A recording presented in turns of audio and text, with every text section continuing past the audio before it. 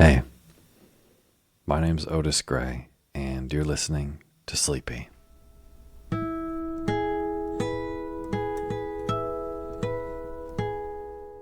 A podcast where I read old books to help you get to sleep, and this is a midweek short story for you. I've got a really lovely short story for you tonight by none other than Washington Irving, who most famously wrote The Legend of Sleepy Hollow. And Washington Irving was incredibly prolific and wrote lots of really good short stories, ones that I love reading this time of year. So, got a brand new bedtime reading for you.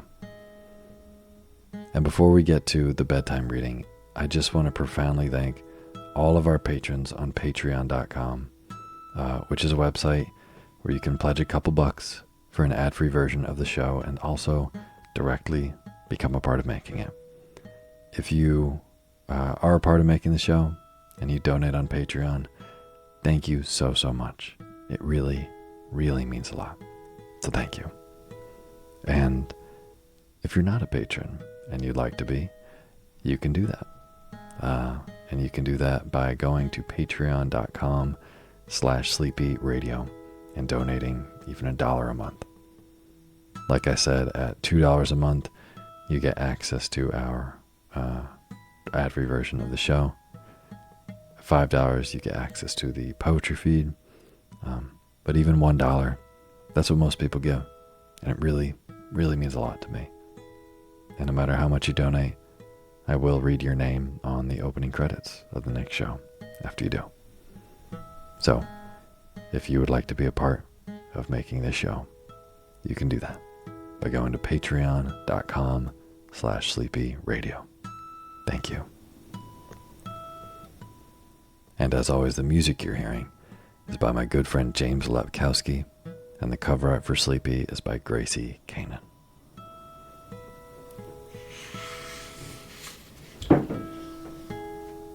So, like I said, we have a great story by Washington Irving tonight. And this is from a collection of short stories that he has. And this one is really, it's a little meta for our purposes because it is all about books and literary heroes and authors. And it's quite literally called The Art of Bookmaking. So I immediately saw that and thought that would be a perfect bedtime story to read. And having read it, I was correct. It's got that classic feel of Washington Irving's writing, which is just kind of delicious in the way that he uses words. But also there's a certain New England mundanity to it, if that makes sense. Regardless, when he does write, when the exciting moments come along, they're really punctuated within his writing, which I really appreciate. But this one seems to almost specifically be written to be a little bit mundane and boring. That's kind of the point of it. It even starts off with a phrase that's ripped from Burton's Anatomy of Melancholy. If that gives you any inkling into the mood of this story overall. Anyways, tonight I hope you can sleep so soundly to this lovely little short story, The Art of Bookmaking by Washington Irving. And now is the time for you to fluff up your pillow just how you like it. Feel yourself melt into your bed. Get real comfortable. Close your eyes and let me read to you.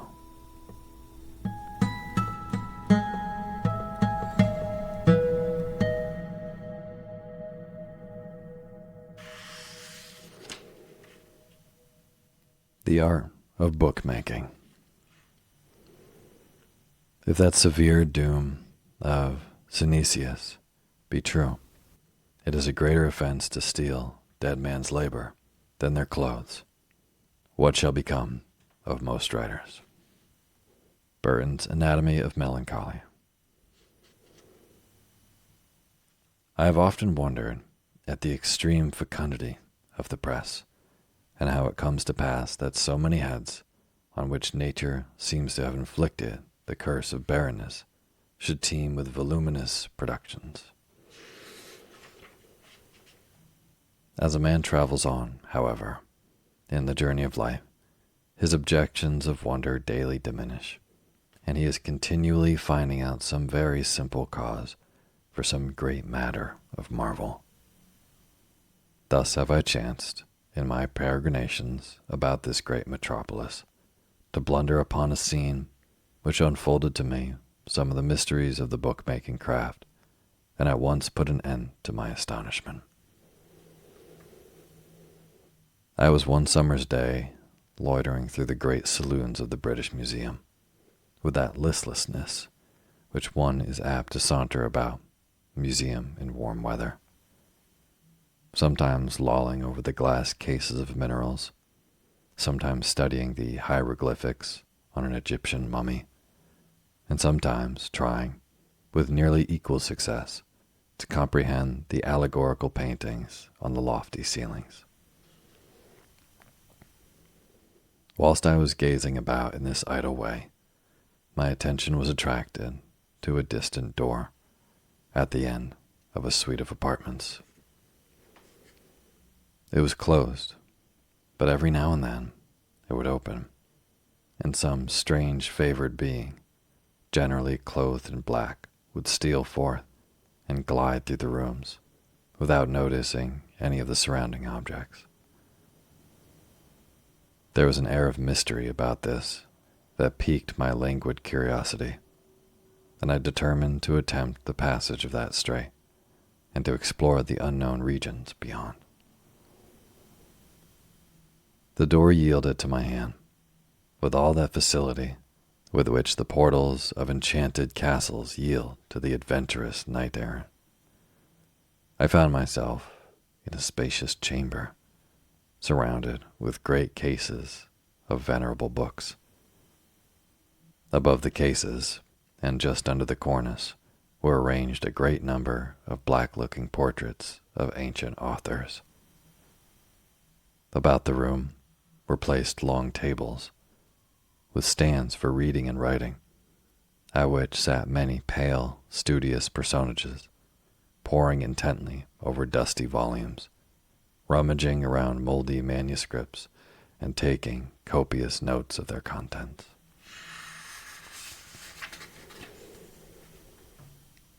A hushed stillness reigned through this mysterious apartment, excepting that you might hear the racing of pens over sheets of paper, and occasionally the deep sigh of one of these sages as he shifted his position to turn over the page of an old folio, doubtless arising from that hollowness to learned research.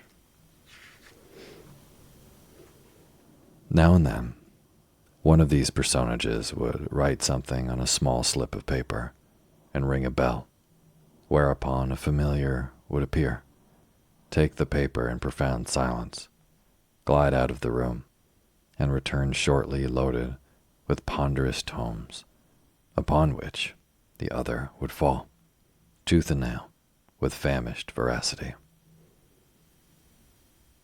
I had no longer a doubt that I had happened upon a body of magi, deeply engaged in the study of occult sciences. The scene reminded me of an old Arabian tale, of a philosopher shut up in an enchanted library on the bosom of a mountain which opened only once a year, where he made the spirits of the place bring him books of all kinds of dark knowledge, so that at the end of the year, when the magic portal once more swung open on its hinges, he issued forth, so versed in forbidden lore as to be able to soar above the heads of the multitude and to control the powers of nature. My curiosity being now fully aroused, I whispered to one of the familiars, as he was about to leave the room, and begged an interpretation of the strange scene before me. A few words were sufficient for the purpose. I found that these mysterious personages, whom I had mistaken for magi, were principally authors, and were in the very act of manufacturing books. I was, in fact, in the reading room of the Great British Library, an immense collection of volumes of all ages and languages, many of which are now forgotten, and most of which are seldom read. One of these sequestered pools of obsolete literature to which modern authors repair, and draw buckets full of classic lore, or pure English, undefiled, wherewith to swell their own scanty rills of thought.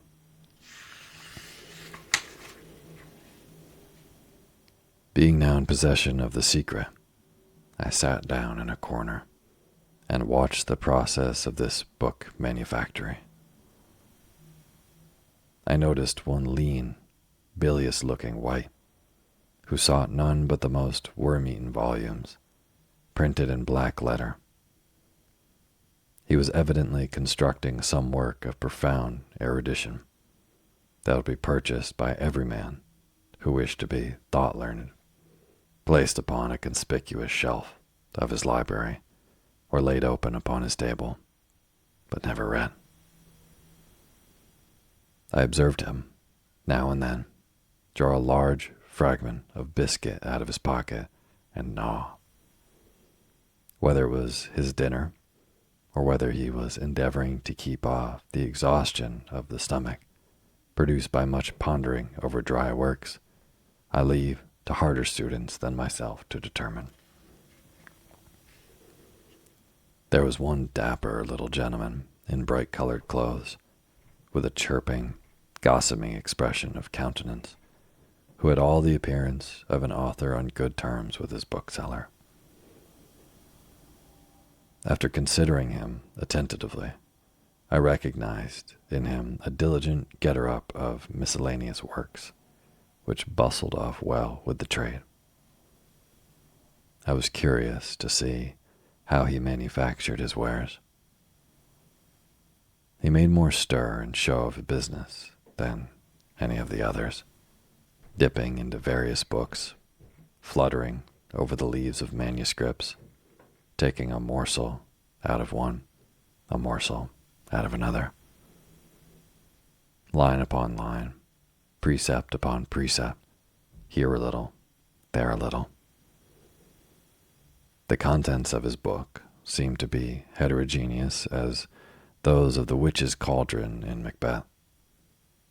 It was here a finger and there a thumb, toe of frog and blind worm sting, with his own gossip poured in, like baboon's blood, to make the medley slab and good.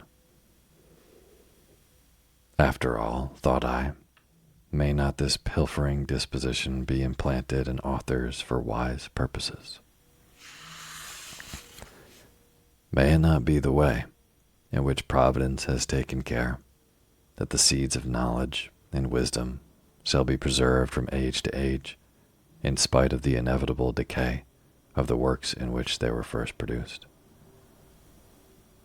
We see that nature has wisely, though whimsically, provided the conveyance of seeds from clime to clime in the maws of certain birds, so that animals, which, in themselves, are little better than carrion, and apparently the lawless plunderers of the orchard and the cornfield, are in fact nature's carriers to disperse and perpetuate her blessings. In like manner, the beauties and fine thoughts of ancient and obsolete authors are caught up by these flights of predatory writers and cast forth, again to flourish and bear fruit in a remote and distinct track of time. Many of their works also undergo a kind of metempsychosis and spring up under new forms. What was formerly a ponderous history, revised in the shape of a romance, an old legend, changes into a modern play, and a sober philosophical treatise furnishes the body for a whole series of bouncing and sparkling essays. Thus it is in the clearing of our American woodlands, where we burn down a forest of stately pines, a progeny of dwarf oaks start up in their place, and we never see the prostrate trunk of a tree moldering into soil, but it gives birth to a whole tribe of fungi. Let us not, then, lament over the decay and oblivion into which ancient writers descend. They do but submit to the great law of nature, which declares that all sublunary shapes of matter shall be limited in their duration, but which decrees, also, that their element shall never perish.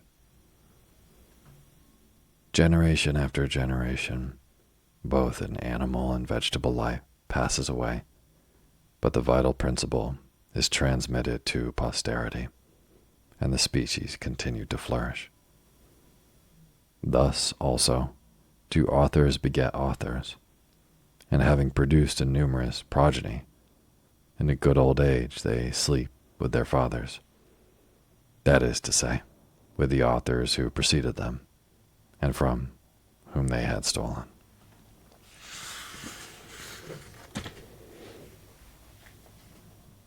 Whilst I was indulging in these rambling fancies, I had leaned my head against a pile of reverend folios. Whether it was owing to the soporific emanations for these works, or to the profound quiet of the room, or to the lassitude arising from much wandering, or to an unlucky habit of napping at improper times and places, with which I am grievously affected, so it was that I fell into a doze. Still, however, my imagination continued busy, and indeed the same scene continued before my mind's eye, only a little changed in some of the details. I dreamt that the chamber was still decorated with the portraits of ancient authors, but that the number was increased. The long tables had disappeared, and in place of the sage magi, I beheld a ragged, threadbare throng, such as may be seen plying about the great repository of cast-off clothes, Monmouth Street. Whenever they seized upon a book, by one of those incongruities common to dreams, methought it turned into a garment of foreign or antique fashion, with which they proceeded to equip themselves. I noticed, however, that no one pretended to clothe himself from any particular suit, but took a sleeve from one, a cape from another, a skirt from a third, thus decking himself out piecemeal, while some of his original rags would peep out from among his borrowed finery. There was a portly, rosy, well-fed parson, whom I observed ogling several moldy polemical writers through an eyeglass. He soon contrived to slip on the voluminous mantle of one of the old fathers, and having purloined the gray beard of another, endeavored to look exceedingly wise. But the smirking commonplace of his countenance set at naught all the trappings of wisdom. One sickly-looking gentleman was busied embroidering a very flimsy garment with gold thread drawn out of several old court dresses of the reign of Queen Elizabeth. Another had trimmed himself magnificently from an illuminated manuscript, had stuck a nosegay in his bosom, culled from the paradise of dainty devices, and having put Sir Philip Sidney's hat on one side of his head, strutted off with an exquisite air of vulgar elegance. A third, who was but of puny dimensions, had bolstered himself out bravely with the spoils of several obscure tracts of philosophy, so that he had a very imposing front, but he was lamentably tattered in rear, and I perceived that he had patched his small clothes with scraps of parchment from a Latin author. There were some well-dressed gentlemen, it is true, who only helped themselves to a gem or so, which sparkled among their own ornaments without eclipsing them. Some, too, seemed to contemplate the costumes of the old writers, merely to imbibe their principles of taste and to catch their air and spirit. But I grieve to say that too many were apt to array themselves from top to toe in the patchwork manner that I have mentioned. I shall not omit to speak of one genius in drab breeches and gaiters and an Arcadian hat, who had a violent propensity to the pastoral, but whose rural wanderings have been confined to the classic haunts of Primrose Hill and the solitudes of the Regent's Park. He had decked himself in wreaths and ribbons from all the old pastoral poets, and hanging his head on one side, went about with a fantastical, lackadaisical air, babbling about Greenfield. But the personage that most struck my attention was a pragmatical old gentleman in clerical robes, with a remarkably large and square but bald head. He entered the room, wheezing and puffing, elbowed his way through the throng with a look of sturdy confidence, and having laid hands upon a thick Greek quarto, clapped it upon his head, and swept majestically away in a formidable frizzled wig. In the height of this literary masquerade, a cry suddenly resounded from every side of "Thieves! Thieves!" I looked, and lo, the portraits about the walls became animated. The old authors thrust out, first a head, then a shoulder, from the canvas, looked down curiously for an instant upon the motley throng, and then descended, with fury in their eyes, to claim their rifled property. The scene of scampering and hubbub that ensued baffles all description. The unhappy culprits endeavored in vain to escape with their plunder.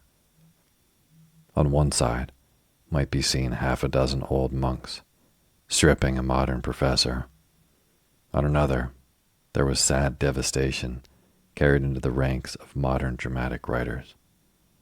Beaumont and Fletcher, side by side, raged round the field like Castor and Pollux, and sturdy Ben Jonson enacted more wonders than when a volunteer with the army in Flanders.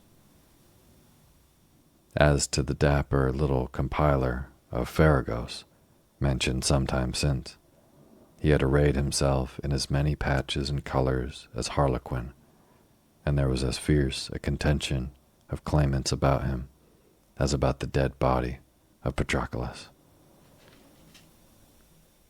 I was grieved to see many men, to whom I had been accustomed to look up with awe and reverence, fain to steal off with scarce a rag to cover their nakedness. Just then, my eye was caught by the pragmatical old gentleman in the Greek grizzled wig, who was scrambling away in sore affright with half a score of authors in full cry after him. They were close upon his haunches. In a twinkling, off went his wig. At every turn, some strip of raiment was peeled away, until in a few moments from his domineering pomp, he shrunk into a little pursy, chopped bald shop, and made his exit with only a few tags and rags fluttering at his back. There was something so ludicrous in the catastrophe of this learned Theban that I burst into an immoderate fit of laughter, which broke the whole illusion. The tumult and the scuffle were at an end. The chamber resumed its usual appearance. The old authors shrunk back into their picture frames and hung in shadowy solemnity along the walls. In short, I found myself wide awake in my corner, with the whole assemblage of bookworms gazing at me with astonishment. Nothing of the dream had been real but my burst of laughter, a sound never before heard in that grave sanctuary, and so abhorrent to the ears of wisdom as to electrify the fraternity. The librarian now stepped up to me and demanded whether I had a card of admission. At first, I did not comprehend him, but I soon found that the library was a kind of literary preserve, subject to game laws, and that no one must presume to hunt there without special license and permission. In a word, I stood convicted of being an errant poacher, and was glad to make a precipitate retreat, lest I should have a whole pack of authors let loose upon me.